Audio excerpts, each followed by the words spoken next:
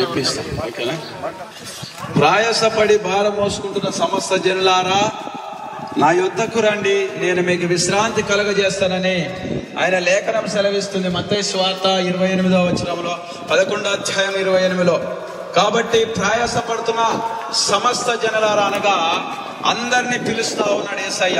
ప్రతి జాతిని వర్గాలను అందరినీ పిలుస్తున్న దేవుడు విశ్రాంతిని ఇవ్వడానికి పిలుస్తా ఉన్నాడు. దేంట్లో విశ్రాంతిని ఇస్తా ఉన్నాడు అంటే పాపము నుంచి విశ్రాంతి, నిత్య నరకము నుంచి విశ్రాంతి దేవుడు ఇవ్వడానికి మరి అందరినీ పిలుస్తా ఉన్నాడు. అందరినీ కూడా ప్రభు చెంతకు రమ్మని పిలుస్తా ఉన్నాడు. ఎందుకు పిలుస్తా ఉన్నాడంటే ఈ పాపము నుంచి విడిపించడానికై, నిత్య నరకము తప్పించడానికై, నీ కుటుంబంలో మనశ్శాంతిని ఇవ్వడానికై ప్రభు పిలుస్తా ఉన్నాడు. కాబట్టి సహోదరుడా సహోదరి, ఈ లోకం అనేది కాదు. నీ వెంట రెండు వస్తా ఉన్నవి. ఒకటి నీ పాపం వస్తుంది, రెండవది నమ్ముకుంటే నీతో రక్షణ వస్తా ఉన్నది. కాబట్టి ఆలోచించుకో, ప్రభు సన్నిధికి రా, మారు మనసు పొంది రక్షణ పొందమని ప్రభు పేరును వేడుకుంటే మాటలు ముగిస్తున్నాను. ఆమేన్. పరలోకం కోసమై ప్రభు నమ్ముకో, అని పాపములు క్షమించబడితే ఉచిత రక్షణ వస్తుంది. అందుకని లేఖనం అంటుంది పాపం వల్ల వచ్చే జీతం ఇంజనీర్ జాబ్ చేస్తే ఇంజనీర్ డబ్బులు వస్తాయి, కూలి పనికి వెళ్తే కూలి డబ్బులు వస్తాయి, వ్యవసాయం చేస్తే వ్యవసాయంలో లాభం వస్తుంది. కానీ పాపానికి జీతం ఏమొస్తా ఉందంటే నీకు మరణం వస్తా ఉన్నది. ఆ మరణానికి నువ్వు వెళ్ళొద్దనే ప్రపంచ ప్రాణం పెట్టినాడు. పాపానికి జీతం ఉన్నది. ఇక్కడ పని చేస్తే డబ్బులు వస్తా ఉన్నాయి. పాపము చేసిన ప్రతి మనిషికి మరణం అనే జీవితము సిద్ధము చేసి ఉంచినాడు దేవుడు.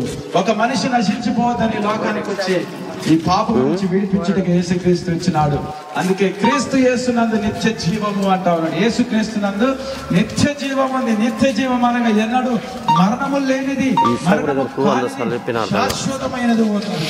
ప్రభు చెంతలో మానవుడు ప్రయాసపడి తెలుసుకుంటా ఉన్నాడు, కానీ ప్రభు విషయంలో తెలుసుకోలేకపోతా ఉన్నావు.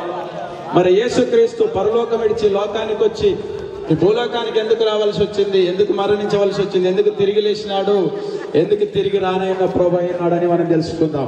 1 తెస్సలోని పత్రిక 5వ అధ్యాయం లేఖనం అంటుంది, మన ప్రభు అయిన యేసుక్రీస్తు మన కొరకు మృతి పొంది తిరిగి లేచినని లేఖనం సెలవిస్తా ఉన్నది.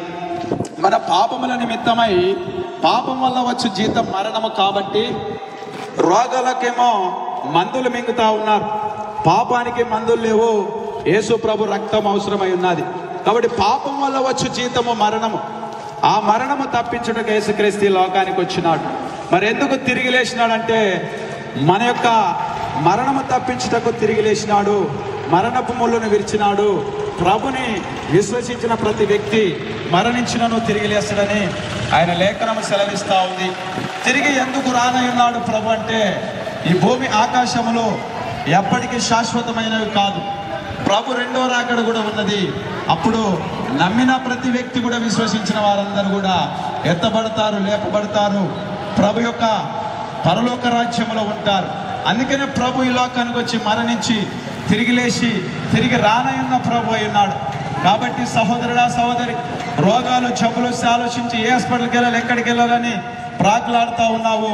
పాపం పోవాలంటే నీకు ప్రభు రక్తము అవసరమైనది. కాబట్టి పరలోక రాజ్యము చేరాలంటే ప్రభు అవసరమైనది. కాబట్టి నువ్వు కూడా విశ్వసించి ప్రభుని నమ్మి నీ పాపాల నుంచి విముక్తి పొందమని ప్రభు పేరిట వేడుకుంటే ఈ మాటలు ముగిస్తున్నాం. ఆమేన్. ప్రార్థన చేద్దాం. ప్రేమగల తండ్రి, దయగల యేసయ్యా, నీకు వందనాలు చెల్లిస్తా. లేఖనము సెలవిస్తా ఉంది. కాబట్టి ఈ లోకంలో అనేక వైద్యులు ఉన్నారు, డాక్టర్లు ఉన్నారు. తప్పించటికే కలవరసులో ప్రాణత్యాగం చేసినాడు. ఆత్మ మరణము తప్పించటికే తిరిగి లేచినాడు. తిరిగి రానబడి నిమిత్తమై అనేకుల కొరకు చిందించబడుతున్న రక్తం అని మత్తయి సువార్త 26వ అధ్యాయం 28వ వచనములు అంటా ఉంది. అనేకుల కొరకు యేసుక్రీస్తు లోకానికి వచ్చి మానవుని యొక్క పాప క్షమాపణకై రక్తాన్ని చిందించుడు, ప్రాణత్యాగం చేసిడు, తిరిగి లేచినాడు. తిరిగి రానైన ప్రభు అయినాడు. కాబట్టి సహోదరుడా సహోదరి, ఈ పాపములు క్షమించబడాలంటే ప్రభువుని విశ్వాసం ఉంచు. రెండో వర్గము తప్పించుకోవాలని ఆత్మమార్గం తప్పించుకు వచ్చిన దేవుని అందరూ విశ్వాసం ఉంచి మనసు పొంది రక్షణ పొందమని మీకు ప్రభు పేరటి మాటలు తెలుసాయా. నీ పాపని నేను ఒప్పుకుంటే ఉన్న పాటన నీ పాపములు క్షమించబడతాయి.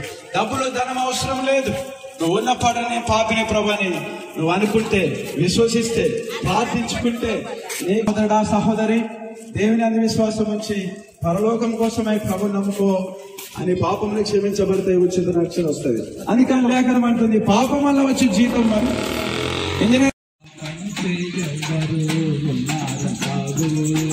లోకంలో ఘోరమైన పాపాలు చేస్తావు, లోకంలో ఘోరమైన పాపాలు చేస్తావు.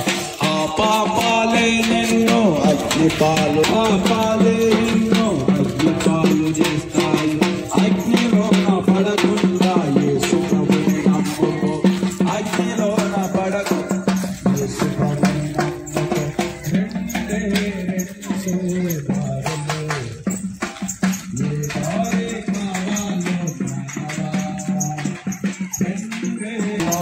మరి ఒకటి పాతాళం, పరలోకం కావాలో పాతాళం కావాలో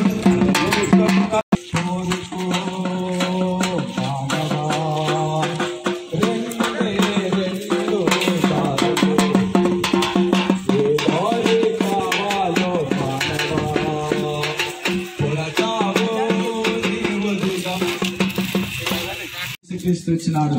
అందుకే క్రీస్తు యేసునందు నిత్య జీవము అంటా ఉన్నాడు. యేసు క్రీస్తునందు నిత్య జీవం ఉంది. నిత్య జీవం అనగా ఎన్నడూ మరణము లేనిది, మరణము కానిది, శాశ్వతమైనది ఉన్నది. ప్రభు దగ్గర, నిత్య రాజు దగ్గరికి రా, నిత్యమైన రాజ్యములు నేనుంచుతాడు. కాబట్టి సహోదరుడా సహోదరి, ఈ రోజే మారు మనసు పొంది రక్షణ పొందమని ప్రభు పేరిట వేడుకుంటే మాటలు ముగిస్తున్నారు. ఆమేన్. ప్రార్థన చేద్దాం. ప్రేమగల తండ్రి, దయగలేసయ్యా, నీకు వందనాలు చెల్లిస్తా ఉన్నాను తండ్రి. మహాశక్తి కలిగిన దేవ, మహోన్నతుడ యేసు ప్రభు, నీకే స్తోత్రాలు చెల్లిస్తా ఉన్నాను. గ్రామ ప్రజలందరి రక్షణ కలగజేయమని యేసు నామములో ప్రార్థిస్తున్నా తండ్రి. ఆమేన్.